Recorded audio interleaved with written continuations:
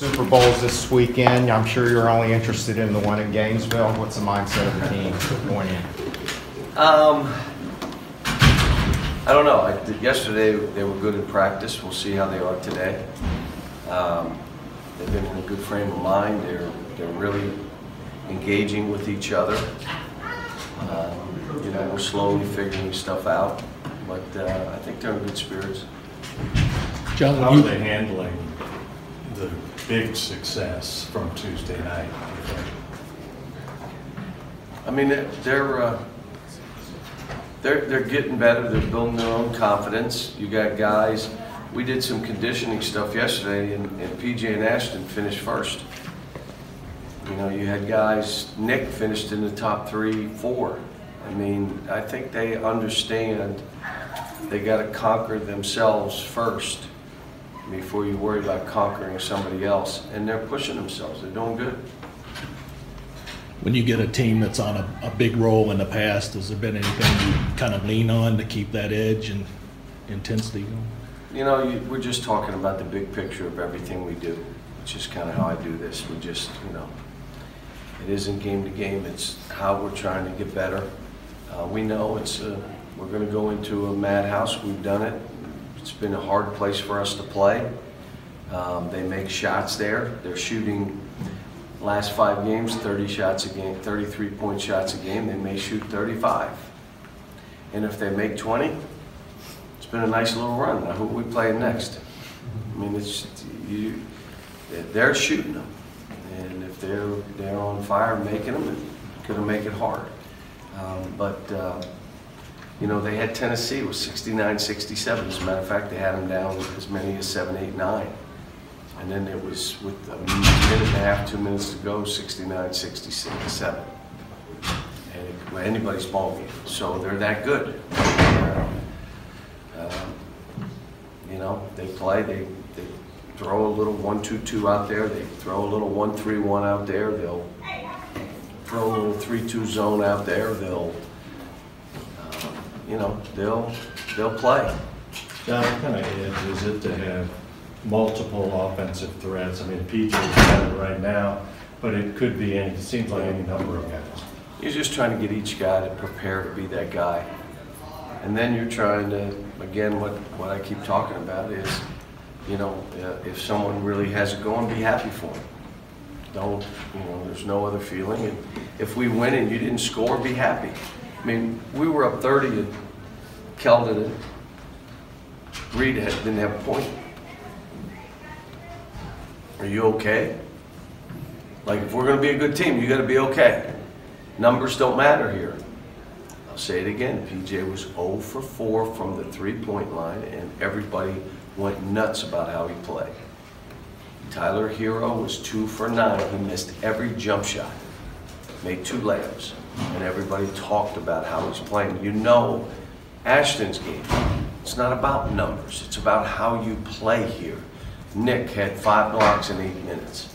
Now go toughen up and go get some tough rebounds in traffic. Go bang a body instead of chasing the ball with your eyes.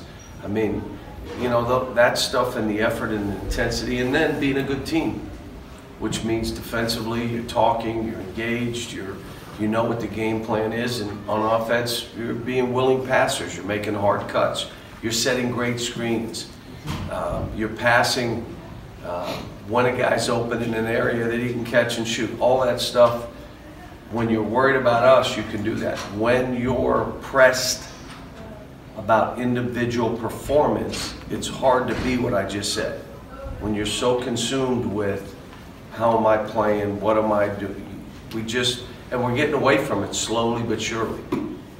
How well are they sticking to the game plan? Has it been an improvement since the beginning of the year? Oh yeah, Jamal will start talking from the about beginning of the year, yes. But we still have some breakdowns, and we have 1 or 2 guys that still, when their man doesn't have the ball, they then turn off. You just can't be that guy. But we're working on it every day. We're talking about it. We're addressing it. We're showing it on tape. And it's not like it's 5 guys. But I said when we played Georgia, when 1 guy's not engaged, not very good. When 2 guys aren't engaged, they're dunking basketballs to start the game. I don't know if you can remember back 2 weeks, 3 weeks, where we were, 16-4, 14-2, dunk, dunk, dunk, dunk, dunk. What in the world? Well, you have 2 guys not engaged. Now, you know, you're seeing a different, well, what do we have, different players? I mean, tell me what's different. Same guys. So, you know, trying to get us to stay committed to each other and become that kind of team is big for us. How good is EJ at that? Because I guess PJ is playing so well, it might be costing him. Yeah, it is, and we talked about it, but he's getting better and better and more confident.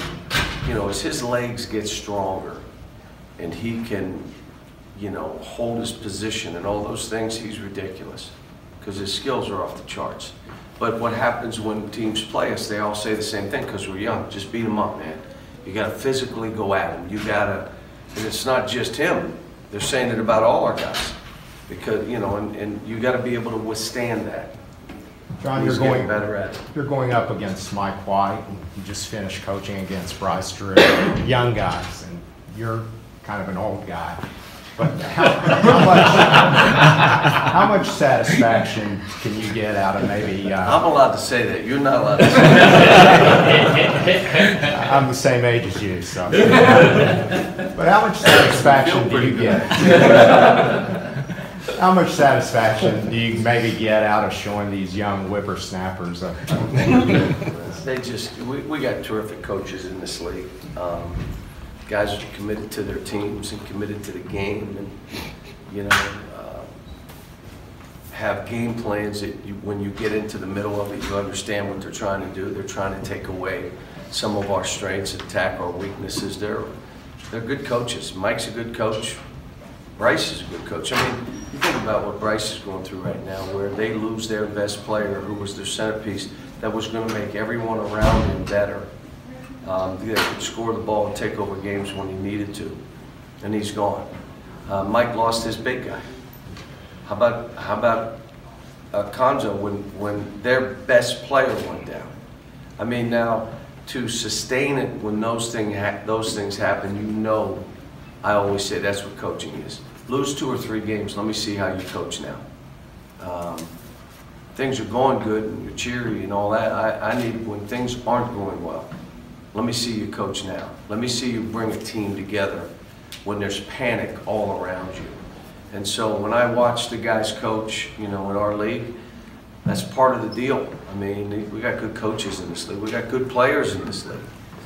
I mean, I don't know if we still do, but we had 6 teams ranked. I mean, this is, you know, I'm trying not to get ahead of our schedule. I don't know who we play after this, but I imagine it's a hard game because every time I turn around, it's like, what in the world? Mike's playing 4 guards, it seems like a lot right now. Does that, Who's? Florida. Playing 4 guards a lot of the time, does that present you with any kind of challenges? Well, they're playing, you know, they're 4-man, 6'5", 6'6", and is like a perimeter guy. But our guys can move at that position and play. And if we need to go small, we can. We can put Kelvin at 4 if I think that's what we need to do. But again, I'd like people to adjust to us more than us adjust to them. John, I'm not trying to give you a hard time. I'm actually looking for advice. But do you find it's harder now to be able to relate to these 18, 19-year-olds now that you're however old you are? If they know you care about them and they know you make it about them, I don't think age matters. If you're into your own numbers, wins, and everything is about the program, and it isn't about them, and they know it doesn't matter what age you are, you're not going to connect with those kids or their families. Hopefully these kids feel that we're about them. This is about their success collectively and individually. We try not to leave anybody behind. We're coaching every kid like they're a starter. You know, I've probably mellowed the guys that I coached at UMass and even some of my time and early on. I think they look and say I've mellowed, but you know, you get comfortable with a team. You don't have to be as aggressive, and comfortable means no one's trying to trick anybody. No one's trying to get over. No one's trying to You know, they're not in the gym, but they want to blame. They want to create cliques, and you know, we don't have that stuff. This stuff we have is a bunch of good kids, and I'm having a ball with them. And, you know we're going into a war. You know, it's a hard game. I mean, but none of the games we played have been easy, and so it's good to see them respond in those situations. One or two more, guys. And what kind of success did Nick have the other night? What can that do for his confidence? And do you expect to see another step forward from him, or? Yeah, we continue to work on the same things with him, but to play the way we're asking him to play, the way he plays really hard. Conditioning is probably a big part of it. Try to tell all these kids, when you think you're about done, you probably got 40% left in the tank. It's usually your mind. You got to conquer your mind. When Nick is running around and bouncing, you guys know he's as good as anybody in the country. It has as big an impact on the game as any player in the country. When he's not the same guy. So we're trying to say, how many minutes can you be this guy? If it's only 3 minutes at a time, then just do it for 3 minutes. But none of these kids want to take himself out of the game. PJ, the last game, 2 games ago, took himself out. They don't want to take themselves out. They're just trying to stay on the floor as long as they can. And then I got to sub them. I'd rather it be, can you get me a break? Can you get me out? Give me 2 minutes, coach. I want to go back. Okay. That's an empowered team. And we're just building to that right now.